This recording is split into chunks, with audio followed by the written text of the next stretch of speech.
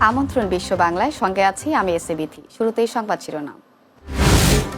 আসন্ন নির্বাচনে নিউহ্যাম ইন্ডিপেন্ডেন্সের পাশে আলেম সমাজ, ন্যায় বিচার ও কমিউনিটি অধিকার রক্ষায় দলটির ভূমিকার প্রশংসা।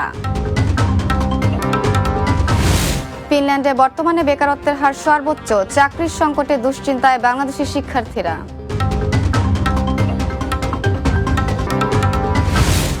এবং মালয়েশিয়ায় পুলিশের হাতে আটক বাংলাদেশি গুরুতর অসুস্থ, পরিচয় শনাক্তে সহায়তা চায় হাই কমিশন।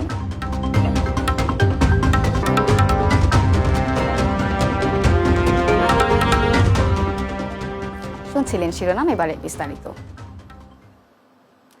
নিউহ্যামে উলামায়ে কেরামের পক্ষ থেকে নিউহ্যাম ইন্ডিপেন্ডেন্স পার্টির প্রতি আনুষ্ঠানিক সমর্থন ঘোষণা করা হয়েছে। এ উপলক্ষে নিউহ্যামে একটি মতবিনিময় সভার আয়োজন করা হয়। অনুষ্ঠানে উপস্থিত ছিলেন নিউহ্যাম ইন্ডিপেন্ডেন্স পার্টির মেয়র প্রার্থী কাউন্সিল মেহমুদ মির্জা এবং দলের অন্যান্য প্রার্থীরা। সভায় দলটির পক্ষ থেকে উলামায়ে কেরামের সামনে তাদের রাজনৈতিক প্রস্তাবনা এবং ভবিষ্যৎ কর্মপরিকল্পনা তুলে ধরা হয়। এ সময় বক্তব্য রাখেন কাউন্সিল অব মসজিদের চেয়ারম্যান শায়খ হাফিজ শামসুল হক, শাইখুল হাদিস মুফতি আব্দুর রহমান, মাওলানা সৈয়দ তামিম আহমদ, মাওলানা ইনহাম উদ্দিন, মুফতি সৈয়দ রিয়াদ সহ আরও বিশিষ্ট আলেমরা। উলামায়ে কেরামরা বলেন, ন্যায় বিচার, সামাজিক সম্প্রীতি ও কমিউনিটির অধিকার রক্ষায় নিউহ্যাম ইন্ডিপেন্ডেন্স পার্টির ভূমিকা গুরুত্বপূর্ণ। এ সময় তারা আসন্ন নির্বাচনে দলটির প্রতি সর্বাত্মক সমর্থনের আশ্বাস দেন। সভায় আরও উপস্থিত ছিলেন আব্দুল কাদির, মুহিব রহমান, মারুফ রহমান, কারি হাফিজ তুফায়েল আহমদ এবং শায়খ নাবিল আজহারি সহ কমিউনিটির নেতৃবৃন্দ। মোহাম্মদ মির্জা সাহেব উনি এখানে মেয়র প্রার্থী হয়েছেন, ওনার সাথে টিম নিশ্চয় পরিপূর্ণ। যারা আছেন কাউন্সিলর, সবার নাম সবকে আপনারা বিজয় করেন, আপনারা বিজিত হইবেন। আমরা সব ক্যান্ডিডেট লইয়া বইছি আইসকো উলামা মিটিং লাগে আইসকো। আলহামদুলিল্লাহ সারা কমিউনিটি থেকে আমরা যে রেসপন্স হইলাম যে নিউহ্যাম ইন্ডিপেন্ডেন্স পার্টি ইনশাআল্লাহ সামনের ইলেকশনে আমরা প্রত্যেক ওয়ার্ড হল জিতবো। আমরা নিউহ্যাম ইন্ডিপেন্ডেন্স পার্টি থেকে যারা দাঁড়াচ্ছি, আমরা কিন্তু কাউন্সিলর টাইটেলের জন্য দাঁড়াচ্ছি না, সমাজের কাজ করার জন্য, সমাজের খেদমত করার জন্য আমরা দাঁড়াচ্ছি। ইউরোপীয় ইউনিয়নের দেশগুলোর মধ্যে ফিনল্যান্ডে বর্তমানে বেকারত্বের হার সর্বোচ্চ পর্যায়ে পৌঁছেছে।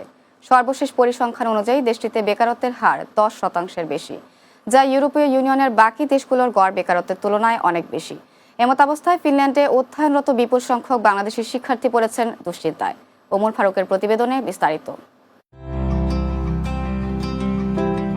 উন্নত শিক্ষা ব্যবস্থা ও কাজের সুযোগের আশায় দীর্ঘদিন ধরে আন্তর্জাতিক শিক্ষার্থীদের পছন্দের তালিকায় রয়েছে ফিনল্যান্ড। তবে দেশটিতে এখন বাড়ছে বেকারত্ব, বিশ্বব্যাপী অর্থনৈতিক মন্দা, উচ্চ সুদের হার এবং শিল্প খাতে বিনিয়োগ কমে যাওয়ার প্রভাব পড়েছে দেশটির শ্রম বাজারে। আইটি ও প্রযুক্তি খাতে নিয়োগ কমেছে, স্থবির হয়ে পড়েছে দেশটির নির্মাণ খাত। এর পাশাপাশি ফিনিশ বা সুইডিশ ভাষায় দক্ষতার অভাব আন্তর্জাতিক শিক্ষার্থীদের চাকরি পাওয়াকে আরও কঠিন করে তুলেছে। দেশটিতে অধ্যয়নরত এক বাংলাদেশি শিক্ষার্থী জানান, আগে পড়াশোনার পাশাপাশি পার্ট টাইম কাজ পাওয়া তুলনামূলক সহজ ছিল। বর্তমানে একই পদের জন্য অনেক আবেদনকারী থাকায় চাকরি পাওয়া কঠিন হয়ে পড়েছে। এছাড়া ভাষা ও লোকাল অভিজ্ঞতার অভাব বাইরে থেকে আসা শিক্ষার্থীদের জন্য বড় চ্যালেঞ্জ। বর্তমানে ফিনল্যান্ডের বিভিন্ন বিশ্ববিদ্যালয় ও ইউনিভার্সিটি অব অ্যাপ্লাইড সায়েন্সে উল্লেখযোগ্য সংখ্যক বাংলাদেশি শিক্ষার্থী পড়াশোনা করছেন। তাদের অনেকের ভবিষ্যৎ পরিকল্পনা নির্ভর করছে পড়াশোনা শেষে ফুল টাইম চাকরির ওপর, কিন্তু বেকারত্ব বৃদ্ধির ফলে সেই পরিকল্পনা এখন অনিশ্চয়তার মুখে। বাংলাদেশের আরেক শিক্ষার্থী জানান, ডিগ্রি শেষ করে ফিনল্যান্ডে স্থায়ীভাবে কাজ করার পরিকল্পনা ছিল, কিন্তু বর্তমান পরিস্থিতিতে বিকল্প কিছু শেখা এবং ইউরোপের অন্য দেশে সুযোগ খোঁজার কথা ভাবছি। বিশেষজ্ঞরা বলছেন, বর্তমান বাস্তবতায় টিকে থাকতে হলে শিক্ষার্থীদের আরও কৌশলী হতে হবে। ফিনিশ ভাষায় অন্তত প্রাথমিক দক্ষতা, পড়াশোনার সময় থেকে ইন্টার্নশিপ ও নেটওয়ার্কিং, স্বাস্থ্যসেবা, কেয়ার সেক্টর, গ্রিন এনার্জি এবং ডিজিটাল স্কিলের মতো চাহিদাসম্পন্ন খাতে প্রস্তুতি নেওয়ার পরামর্শ দিচ্ছেন তারা। একই সঙ্গে শুধু একটি দেশের ওপর নির্ভর না করে ইউরোপের অন্যান্য দেশেও কর্মসংস্থানের সুযোগ খোঁজাকেও সময়োপযোগী সিদ্ধান্ত হিসেবে দেখা হচ্ছে। ফিনল্যান্ডে বেকারত্বের এই বাস্তবতা বাংলাদেশি শিক্ষার্থীদের সামনে নতুন চ্যালেঞ্জ তৈরি করলেও সঠিক পরিকল্পনা ও দক্ষতা উন্নয়নই হতে পারে টিকে থাকার প্রধান উপায়। Omar Faruk, Bangla TV news desk. মালয়েশিয়ায় পুলিশের হাতে আটক এক গুরুতর অসুস্থ বাংলাদেশির পরিচয় শনাক্তে সহায়তা চেয়েছে বাংলাদেশ হাই কমিশন। এক বিজ্ঞপ্তিতে দেশটিতে অবস্থিত বাংলাদেশ হাই কমিশন জানায়, গত 27 ডিসেম্বর মালয়েশিয়ান পুলিশ পেরাক রাজ্যের তেলক ইনতান এলাকা থেকে ওই বাংলাদেশি কর্মীকে আটক করে। হাইকমিশনের তথ্যমতে আটক ব্যক্তি অবৈধভাবে অবস্থান করছিলেন এবং তার কাছ থেকে পাসপোর্ট, ভিসা কিংবা জাতীয় পরিচয়পত্র সহ কোনো বৈধ কাগজপত্র উদ্ধার করা যায়নি। গ্রেফতারের সময় তিনি গুরুতর অসুস্থ থাকায় পুলিশ তাকে তাৎক্ষণিকভাবে পেরাকের হাসপাতাল বাহাগিয়া উলু কিস্কিন্তায় ভর্তি করে। পরে হাসপাতাল কর্তৃপক্ষ বিষয়টি বাংলাদেশ হাই কমিশনকে অবহিত করলে হাই কমিশনের একজন প্রতিনিধি গত 29 জানুয়ারি হাসপাতালে গিয়ে সেই বাংলাদেশি কর্মীকে সরেজমিনে পরিদর্শন করেন। হাসপাতাল সূত্র জানায়, বর্তমানে ওই কর্মী কথা বলতে কিংবা লিখতে সম্পূর্ণ অক্ষম, ফলে তার নাম ও পরিচয় নিশ্চিত করা সম্ভব হয়নি। দায়িত্বরত চিকিৎসকের বরাতে আরও জানানো হয়, তিনি মানসিকভাবে সুস্থ নন এবং বিশেষ চিকিৎসার আওতায় রয়েছেন। এই পরিস্থিতিতে মালয়েশিয়ায় অবস্থানরত কোনো প্রবাসী বাংলাদেশের কাছে যদি ওই ব্যক্তির নাম, পরিচয় বা আত্মীয় স্বজনের কোনো তথ্য জানা থাকে, তাহলে দ্রুত বাংলাদেশ হাই কমিশনকে অবহিত করার জন্য বিশেষভাবে অনুরোধ জানানো হয়েছে। এবার বাংলাদেশের খবর। আসন্ন ত্রয়োদশ জাতীয় সংসদ নির্বাচন ও গণভোটকে সামনে রেখে প্রধান উপদেষ্টা অধ্যাপক ডক্টর মোহাম্মদ ইউনূসের সাথে সৌজন্য সাক্ষাৎ করেছেন কয়েকটি দেশের পর্যবেক্ষক দল। মঙ্গলবার রাষ্ট্রীয় অতিথি ভবন যমুনায় তুরস্ক, কমনওয়েলথ ও ইন্টারন্যাশনাল রিপাবলিকান ইনস্টিটিউটের একটি প্রতিনিধি দল সাক্ষাৎ করেন। এ সময় প্রধান উপদেষ্টা জানান, এবারের নির্বাচন হবে অবাধ, সুষ্ঠু, নিরপেক্ষ। এই নির্বাচনের মধ্য দিয়ে দেশের জনগণ নির্ধারণ করবে কেমন বাংলাদেশ তারা চায়। বিস্তারিত বুলবুল আহমেদের প্রতিবেদনে। নির্বাচনের বাকি আর মাত্র একদিন। এরই মধ্যে বিশ্বের অনেক দেশ ও সংস্থা নির্বাচন পর্যবেক্ষণে তাদের প্রতিনিধি পাঠিয়েছে। মঙ্গলবার সকালে রাষ্ট্রীয় অতিথি ভবন যমুনায় প্রধান উপদেষ্টার সাথে সাক্ষাতে আসেন তুরস্কের 7 সদস্যের একটি নির্বাচন পর্যবেক্ষক দল। দেশটির পার্লামেন্টারি সদস্যদের নিয়ে গঠিত পর্যবেক্ষক দলের নেতৃত্ব দেন টার্কিশ বাংলাদেশ পার্লামেন্টারি ফ্রেন্ডশিপ গ্রুপের চেয়ারপারসন মেহমেত আকিফ ইলমাজ। বৈঠকে নির্বাচন ও নির্বাচন পরবর্তী নানা বিষয়ে আলোচনা হয়।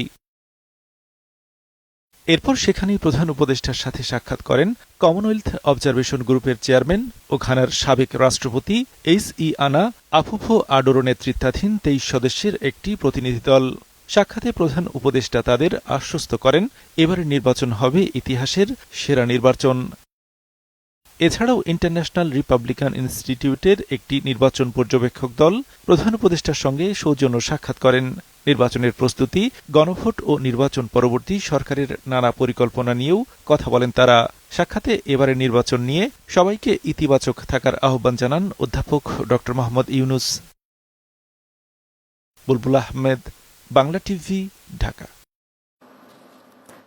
ত্রয়োদশ জাতীয় সংসদ নির্বাচনের পরিবেশকে অত্যন্ত ইতিবাচক হিসেবে অভিহিত করেছেন ইউরোপীয় ইউনিয়নের নির্বাচন পর্যবেক্ষণ মিশনের প্রধান ইভার সিজাপস।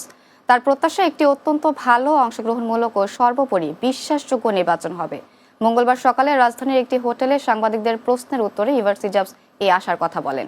নির্বাচনের পরিবেশ কেমন জানতে চাইলে ইভার সিজাপস বলেন, নির্বাচনের সামগ্রিক পরিবেশ অত্যন্ত ইতিবাচক, সাধারণ পরিবেশ খুবই আশাব্যঞ্জক। তাদের অধিকাংশ আলোচনার সঙ্গী জোর দিয়ে বলেছেন, এটি বাংলাদেশের ইতিহাস ও গণতন্ত্রে একটি নতুন অধ্যায় হওয়া উচিত। এ কারণে নির্বাচনের সামগ্রিক পরিবেশ ও সাধারণ প্রত্যাশা অত্যন্ত ইতিবাচক। Starting from early January, today we are dispatching the short-term observers. These are the people who will be observing the voting process itself and of course also the counting of votes. And we are looking forward to really observe here a credible, trusted and participatory election. নির্বাচন সুষ্ঠু হলে গণতন্ত্র চর্চার সুযোগ তৈরি হবে বলে জানিয়েছেন বিএনপির মহাসচিব মির্জা ফখরুল ইসলাম আলমগীর। মঙ্গলবার সকালে ঠাকুরগাঁওয়ে নিজ বাসভবনে আয়োজিত সংবাদ সম্মেলনে তিনি কথা বলেন।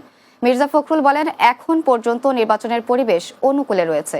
এবারের নির্বাচনে চেক অ্যান্ড ব্যালেন্স ও কাউন্টার ব্যালেন্স সঠিকভাবে থাকায় নির্বাচনে তথাকথিত ইলেকশন ইঞ্জিনিয়ারিং এর আশঙ্কা নেই বলেও জানান তিনি। এছাড়া সরকারি কর্মকর্তা কর্মচারীরা তাদের দায়িত্ব যথাযথভাবে পালন করবেন বলে আশা প্রকাশ করেন। আমি মনে করি যে সরকারি কর্মকর্তা তারা তাদের দায়িত্ব পালন করবেন। রাজনৈতিক মতামত অনেকেরই থাকতে পারে, কিন্তু যখন আপনার দায়িত্ব আসে সে দায়িত্ব পালন করতে আপনার সকলেরই উচিত হবে। আপনার অ্যাজ পার রুলস সকল দায়িত্ব পালন করা। শান্তিপূর্ণ ও উৎসবমুখর ভোট গ্রহণের সব ব্যবস্থা নেওয়া হয়েছে বলে জানিয়েছেন পুলিশের মহাপরিদর্শক আইজিপি বাহারুল আলম।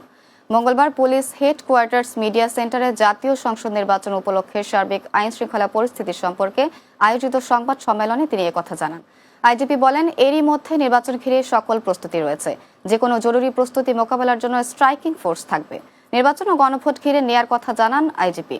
এছাড়া নির্বাচনে মবের চেষ্টা হলে শুধু সংশ্লিষ্ট কেন্দ্র নয়, ওই আসনের ভোট গ্রহণ স্থগিত করা হবে বলে জানান তিনি। ইলেকশন ছাড়া অন্যান্য ইস্যু থেকে কাউকে গ্রেপ্তার করে নিয়ে গেলে একসাথে এসে সবাই হামলা করেছে এর উপরে। তো এইসব ইস্যুস আরো বেশি হয়েছে আর কি, আগেও তো ছিল। তো এইবার ইলেকশনে পারবে না, আপনারা নিশ্চিত থাকেন। একটা ঐতিহাসিক সর্বকালের সবচেয়ে নিরাপদ ইলেকশন করতে চাই। That is the intent of the government. বিশ্বের সবচেয়ে বেশি দুর্নীতিগ্রস্ত দেশগুলোর তালিকায় বাংলাদেশের অবস্থান 13তম বলে জানিয়েছে ট্রান্সপারেন্সি ইন্টারন্যাশনাল বাংলাদেশ টিআইবি। মঙ্গলবার সকালে রাজধানীর ধানমন্ডির মাইডাস সেন্টারে আয়োজিত সংবাদ সম্মেলনে টিআইবির নির্বাহী পরিচালক ডক্টর ইফতেখারুজ্জামান দুর্নীতির ধারণা সূচক সিপিআই 2025 প্রকাশ করেন। ডক্টর ইফতেখারুজ্জামান বলেন, অন্তর্বর্তী সরকার রাষ্ট্র সংস্কার ও দুর্নীতি নিয়ন্ত্রণে দৃষ্টান্ত স্থাপনের ঐতিহাসিক সুযোগ পেয়েছিল, কিন্তু রাজনৈতিক ও আমলাতান্ত্রিক প্রতিরোধ, দলবাজি ও দখলবাজির ধারাবাহিকতা এবং স্বচ্ছতার ঘাটতির কারণে সেই সুযোগ কাজে লাগাতে পারেনি। আমরা এক ধাপ নিচে নেমেছি। এর কারণটা হচ্ছে যে আমাদের এক ধাপ যে 1 পয়েন্ট যে স্কোর বেশি করেছি সেটা হচ্ছে যে আমাদের জুলাই আন্দোলনের ইতিবাচক মূল্যায়ন। আন্দোলনটাকে তথ্যসূত্রগুলো মনে করেছে বাংলাদেশের পরিবর্তনের সুযোগ সৃষ্টি হয়েছে, অর্থাৎ তাদেরকে ভালো স্কোর দেওয়া যায়। বিশ্ব বাংলায় নিচ্ছি ছোট্ট একটি বিরতি। ফিরে আসার পর অন্যান্য সংবাদের সাথে আরো যা থাকছে। মালদ্বীপে বাংলাদেশি শ্রমিকের মর্মান্তিক মৃত্যু, নিখোঁজের 2 দিন পর ময়লার স্তূপ থেকে আমিন মিয়ার লাশ উদ্ধার।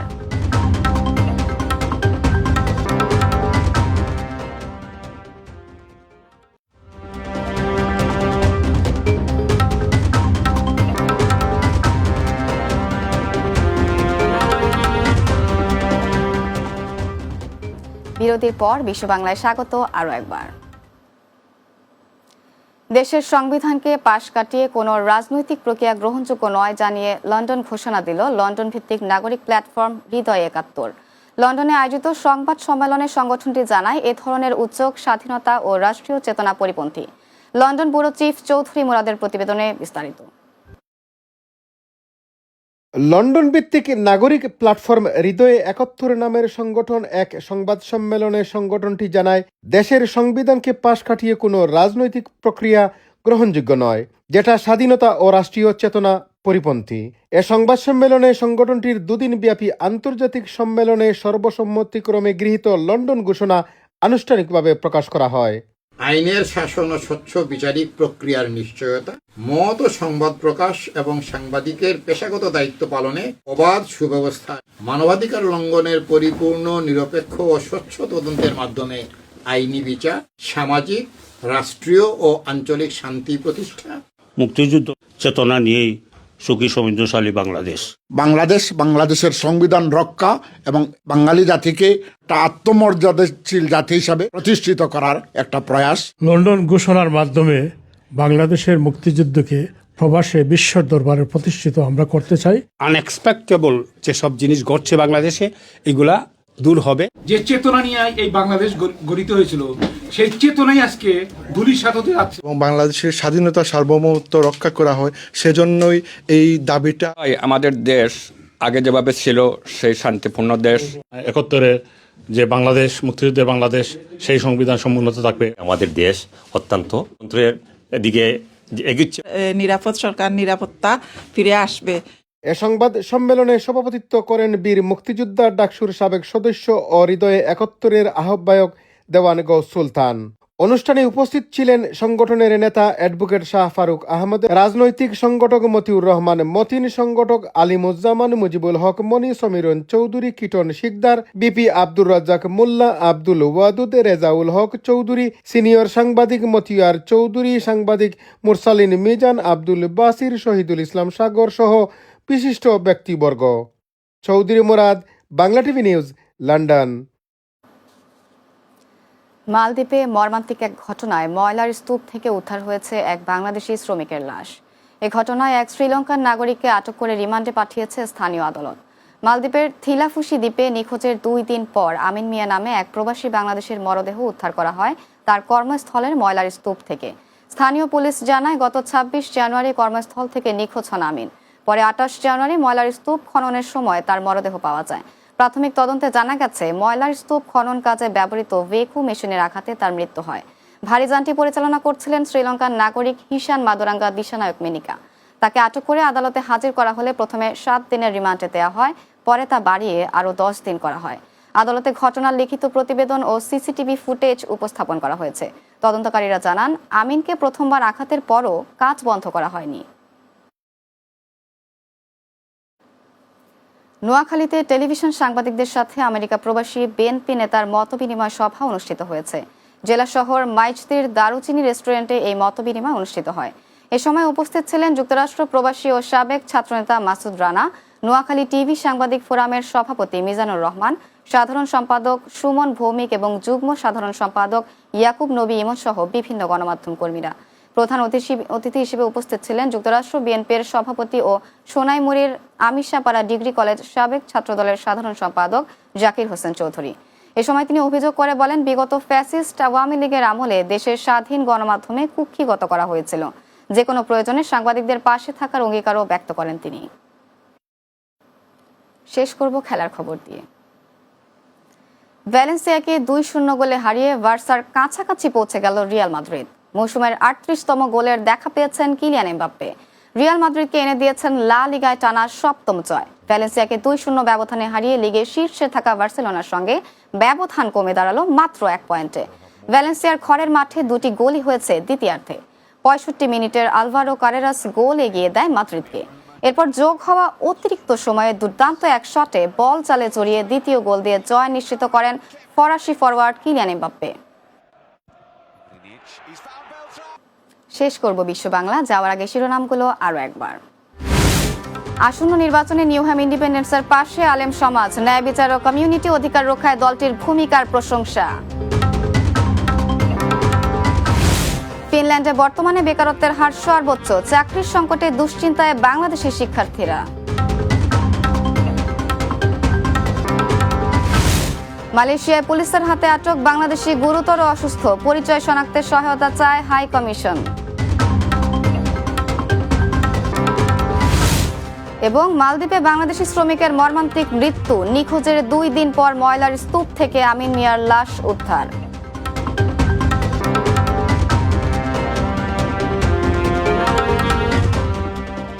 এই ছিল বিশ্ব বাংলায়। এতক্ষণ সঙ্গে থাকার জন্য ধন্যবাদ সবাইকে।